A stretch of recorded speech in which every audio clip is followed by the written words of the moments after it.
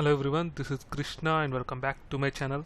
This is part 4 of Practical Scenarios series in Angular, and this series is absolutely for the beginners and people who are switching from one technology to Angular. So here we are going to see three scenarios in this video. One is display element number of times based on the count by using ngFor. So next one is send data from parent component to child component in Angular. So the third one is call a parent component method from child component in Angular. So we'll be using concepts like ngFor, @input and @output in this video. So for this I have created a project, testproj, and in this I have app component.html and app component.ts. This is the parent component, and I have created a child component called child component.ts, child component.html. So we will be seeing the first scenario here, display element number of times based on the count. So basically if you are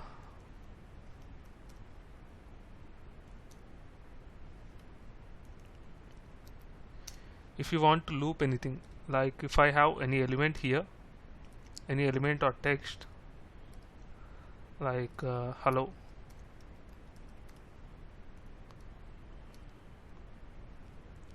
and if you want to display that number of times, then you are using ngFor equal to let list of data. So this data should be an array, but here in this case we have to display this based on the count.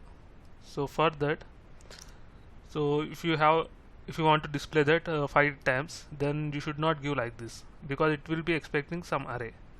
So for that I am going to create a function here which consists of the count. So this count function will return us the array. For this I am going to create a count function in app component.ts, and to this count function I am going to send a parameter I in the sense it is any count. So this count function will return a array. This array will be generated dynamically, and I am going to send a parameter as I. So let us save this, and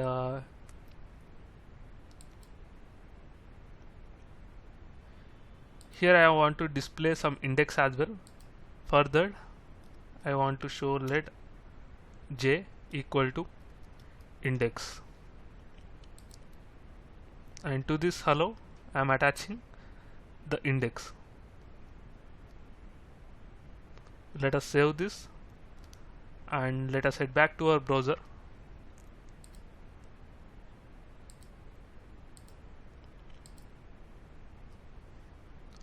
So once you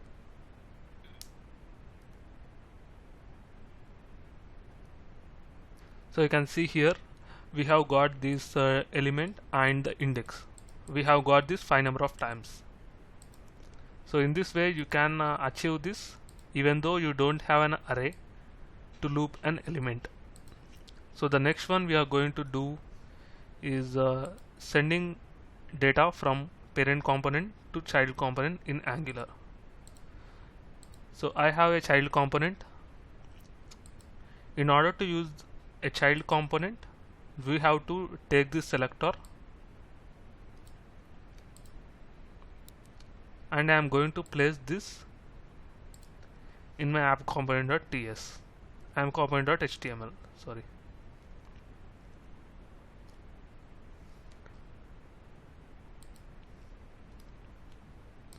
Let us consider I have some data here.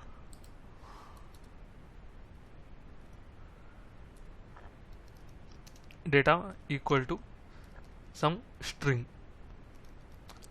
It will be user text or something called I am from parent component. So I want to send this data to child component. So this data can be anything, array or array of objects or object, anything. Here I am consider it as a string. And to this app component I am sending it as property binding. So this can be data or anything, user text or like that. So this thing we have to mention in our child component. In our child component I am going to use @input.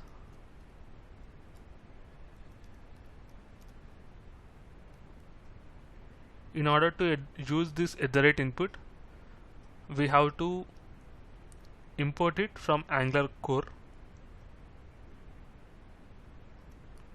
So this data is a string and I am initializing this. As we are not importing this, it's showing some error and we have to import this here. That's it. So let us use this in our child component.html, and I am creating a header tag here, h1 tag.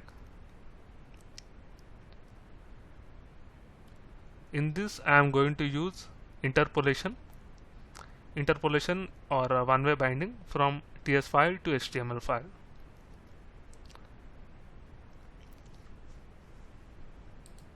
In order to show any data which is in the TS file to HTML file, we have to use interpolation like this.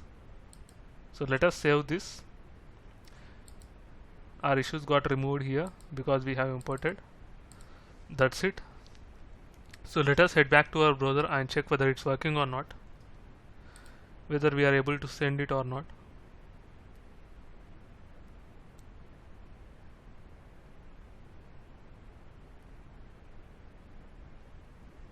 So you can see here we have got the text from our parent component and this is the text from child component. We have sent a text called I am from parent component from a parent component element. So in this way you can send a data from parent component to child component in Angular. So this is the third one where we are going to see how to call a parent component method from child component method, or how to send a data from child component to our parent component. So let us consider we have some button here,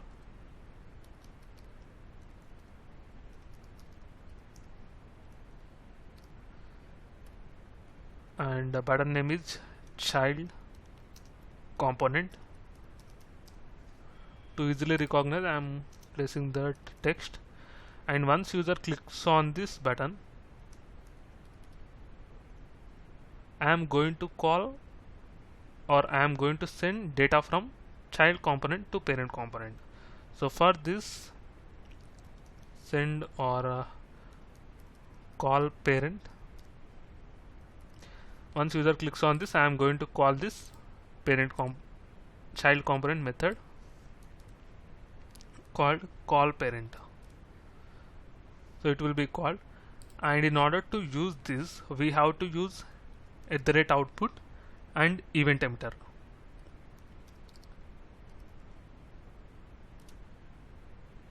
So in order to use @output, we have to import that from @Angular core, and we have to use another thing called event emitter.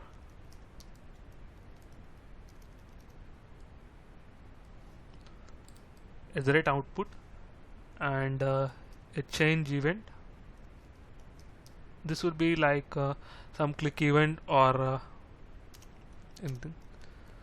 New event emitter.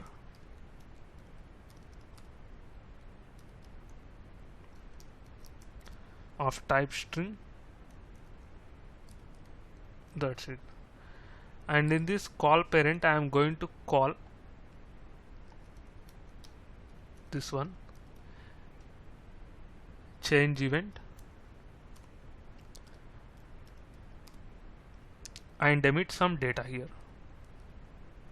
So if you want to send a object or array of objects or data, anything, you can send it here in the emit as a parameter.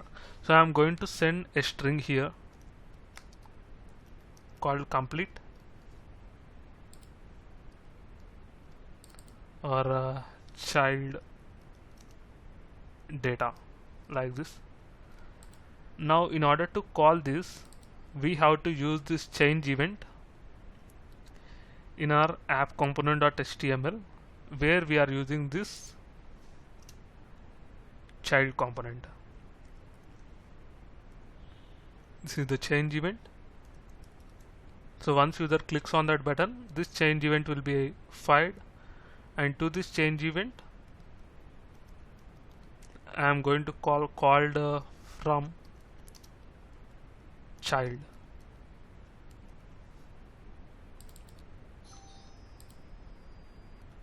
And once user clicks on this, I am going to call this child called from child in our app component.ts, and here I am going to log this whatever coming from our child component. So I have to send data as a parameter. In order to use this, I have to send $event. That's it. So let us save this and check whether it's working or not. In this third scenario, we have covered calling a parent component method from child component and sending a data from child component to parent component. So let us head back to our browser.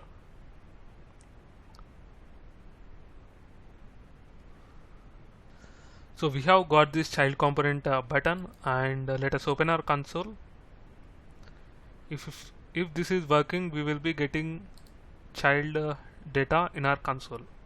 So once user clicks on this, you can see here we have got this child data from our child component to the parent component. So in this way we have achieved these three scenarios. So in our next video we will be learning 3 more scenarios, and we have around 1000 of scenarios in our Angular application for beginners. So to learn all this, please subscribe to our channel. Yes, thank you, and don't forget to subscribe to my channel.